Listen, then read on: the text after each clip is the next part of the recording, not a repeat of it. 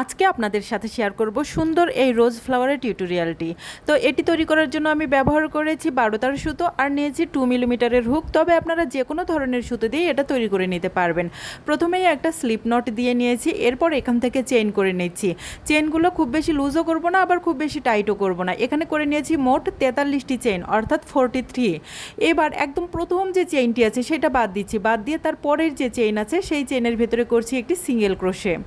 এবার তার পরের যে চেইন আছে সেখানে করছি একটি সিঙ্গেল ক্রোশে। এভাবে করে যতগুলো চেইন আমি করে নিয়েছি প্রত্যেকটি চেইনের ভিতরে একটি করে সিঙ্গেল ক্রোশে করব।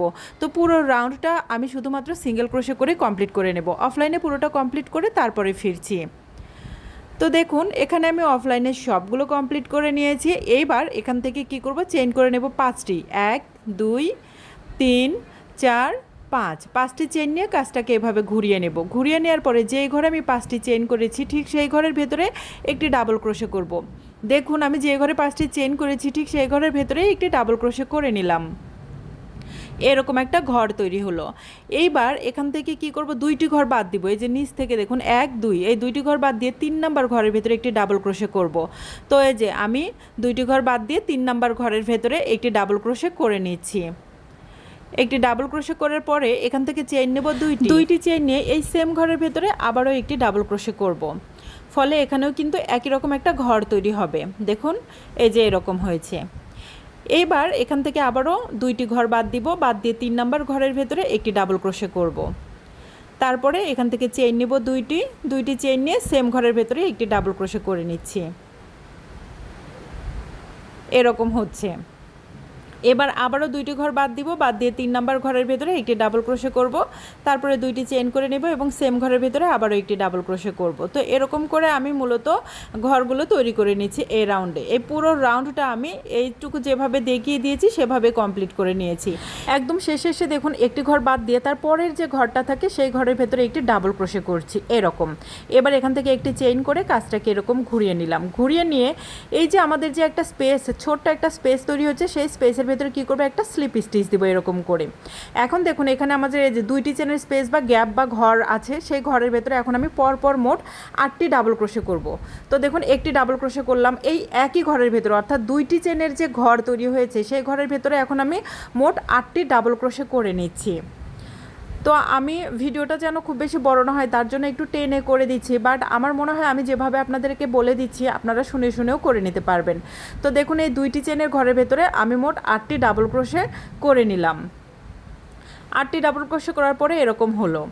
এইবার এখান থেকে কি করব, এই যে পরের যে ছোট একটা স্পেস আছে, যে দেখুন কোনো চেইন টেন না, শুধু যে স্পেসটা আছে এই স্পেসের ভেতরে একটা স্লিপ স্টিচ দিলাম। দিয়ে এখান থেকে আবারও এই যে পরের যে 2টি চেনের ঘর বা গ্যাপ আছে সেখানে আমি পরপর মোট 8টি ডাবল ক্রোশে করব।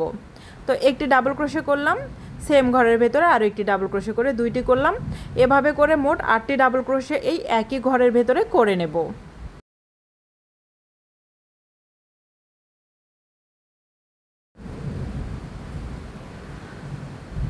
তো এখানে এখন 8 নাম্বার যে ডাবল ক্রোশে আছে সেটাও করে নিলাম। তারপরে দেখুন এই যে ছোট্ট যে স্পেস আছে এই স্পেসের ভেতরে এখন একটা স্লিপ স্টিচ দেব। এই তো একটা স্লিপ স্টিচ দিয়ে পরের যে 2টি চেনের যে গ্যাপ বা ঘর আছে এই 2টি চেনের ঘরের ভেতরে আমি এখন আবারও 8টি ডাবল ক্রোশে করব।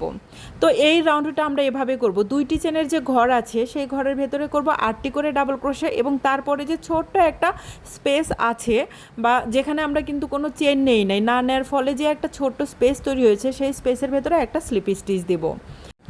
তো এই রাউন্ডটাতে আমরা কি করব, 2টি চেনের যে ঘর আছে সেখানে করব 8টি ডাবল ক্রোশে, আর এই যে ছোট্ট একটা স্পেস তৈরি হয়েছে সেখানে করব একটা স্লিপ স্টিচ। এভাবে করে এই পুরো রাউন্ডটা এখন আমি অফলাইনে কমপ্লিট করে ফিরবো। এই 3টা যেভাবে করেছি এই পুরোটা কিন্তু একইভাবে করব। আমি আবারও দেখিয়ে দিচ্ছি। এই যে 2টি চেনের যে স্পেস আছে এই 2টি চেনের স্পেসে করব 8টি ডাবল ক্রোশে, তারপরে একটা স্লিপ স্টিচ, তারপরে আবারও 2টি চেনের স্পেসে 8টি ডাবল ক্রোশে, তারপরে স্লিপ স্টিচ। তো সেম প্যাটার্ন ফলো করে এখন পুরো রাউন্ডটা কমপ্লিট করেছি। একদম প্রথম যে আমাদের ঘর তৈরি হয়েছিল সেই ঘরের ভেতরেও কি করছি, মোট 8টি ডাবল ক্রোশে করে নিয়েছি। করে এখন দেখুন এই যে প্রথম যে সিঙ্গেল ক্রোশে করেছিলাম আমরা, এই যে এখানে যে এই সিঙ্গেল ক্রোশের ভেতরে একটা স্লিপ স্টিচ দিয়ে এই রাউন্ডটাকে জয়েন করে দিলাম।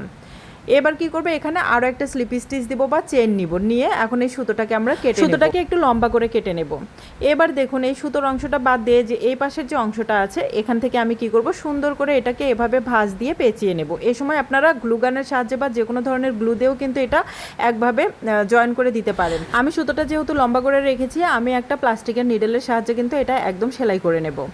তো আপনারা চাইলে গ্লু দিয়েও করে নিতে পারেন, আবার আমি যেভাবে সেলাই করে নিচ্ছি সেভাবে কিন্তু একবারে সেলাইও করে নিতে পারেন। অনেকদিন পরে নতুন একটা টিউটোরিয়াল করলাম, তাই একটা ছোট ফুল দিয়ে স্টার্ট করলাম, কেননা বুঝাতেও তো হবে, বড় কাজ আসলে বুঝাতে সমস্যা হয়ে যাবে, তাই ছোটোটা দিয়ে আর কি স্টার্ট করলাম। তো এই তো তৈরি হয়ে গিয়েছে আমাদের আজকের এই সুন্দর গোলাপ ফুল।